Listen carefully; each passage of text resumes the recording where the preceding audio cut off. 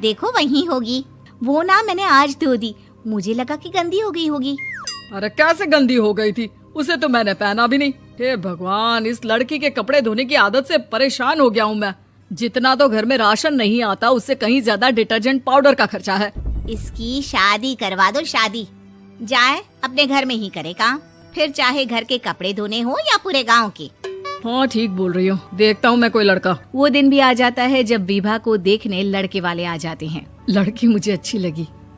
होने वाली सास कहती है, बेटी अगर कुछ पूछना है तो पूछ लो। वैसे तो हमारी लड़की बहुत ही शर्मीली है, जो बोल दो वो मान लेती है, इसे क्या पूछना होगा। अरे कैसी बात कर रही हो माँ, मुझे इन लोगों के घर रहना है, सवाल तो कई है। हाँ हाँ बेटा, पूछ लो ना, क्या पूछना है। आप लोगों के घर कपड़े कौन धोता है? सास का मुंह बन जाता है। देखो, अगर तुम ये कहना चाहती हो कि तुम्हें कपड़े धोने नहीं आते तो सुन लो, कपड़े मैं ही धोती हूँ, लेकिन तुम्हारे आ जाने के बाद मैं रुमाल तक नहीं धोऊंगी। अरे चुप रहना भाग्यवान, बहू बेचारी घर आई नहीं, उसे डराना शुरू कर दिया। वो क्या है ना बिटिया, अभी तक तो ये कल्लू की माँ ही धोती थी, लेकिन अब तुम्हारे पापा तो दहेज में वॉशिंग मशीन देंगे ही।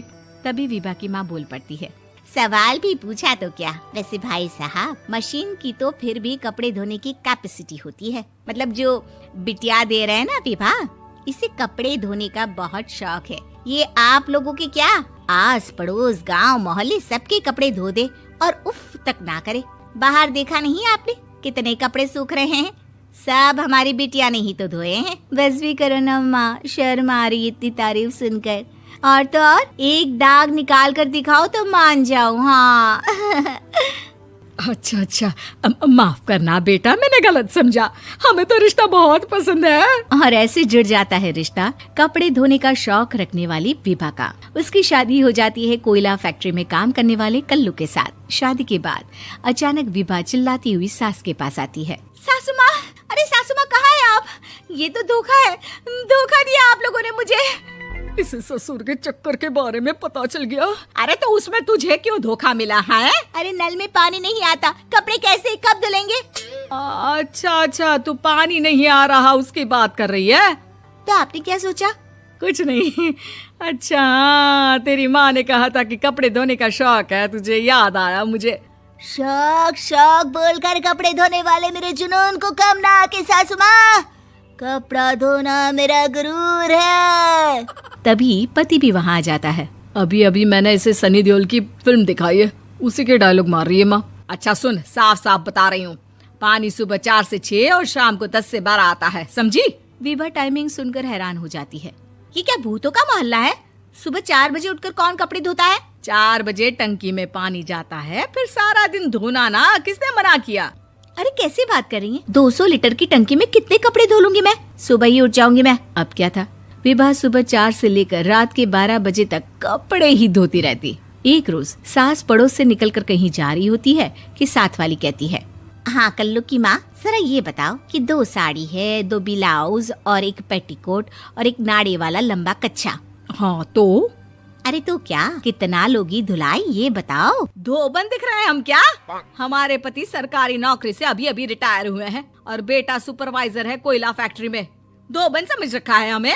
हाय रे कल्लू की अम्मा, माफ कर दो, वो तो मोहल्ले में यही सब बता रहे थे कि तुमने बहू को कपड़ा धुलवाने के काम में लगा दिया है। सास को पड़ोसन की बात सुनकर गुस्सा आ जाता है। वो घर पहुंचती है जहां घर के बाहर ही इतने सारे कपड़े सूख रहे होते हैं जितने कि किसी धोबन के घर पर। अरे ओ कल्लू की दुल्हन, बाहर निकल।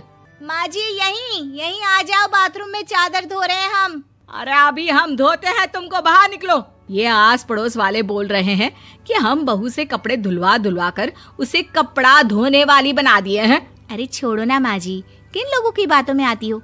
आस पास के लोगों का तो काम ही होता है कि वो किसी तरह सास बहू को लड़ा दे। बहू सारे घर के कपड़े धोती है, ये क्या कम है? बोलिए। सास को भी लग जाता है कि वो बहू का ये सनकीपन नहीं छुड़वा सकती, इससे अच्छा है कि खुद ही चुप हो जाए।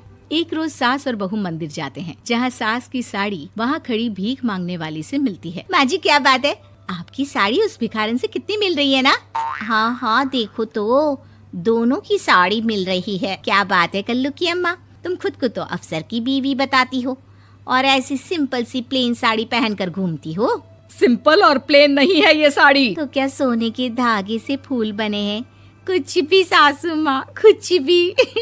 हाँ, बने थे इस साड़ी में सोने के धागे से फूल। मेरे पति लेकर आए थे मद्रास से स्पेशली मेरे लिए 10,000 की। ताहे भाई साहब इस भिखारन के लिए भी सेम टू सेम साड़ी लेकर आए होंगे 10,000 की। सास उस वक्त तो कुछ नहीं कहती, लेकिन बहू के साथ घर आती है और अलमारी से एल्बम निकाल कर लाती है। ये साड़ी देख रही है, ये वही साड़ी है जिसे मैंने अभी पहना था। इस साड़ी में ये जो चमकदार फूल दिख रहे हैं ना, ये सोने के धागों से काढ़े गए हैं। लेकिन तू लोकल वॉशिंग मशीन ब्रश से घिस घिस कर सारे फूलों को निकाल कर साड़ी प्लेन कर दी।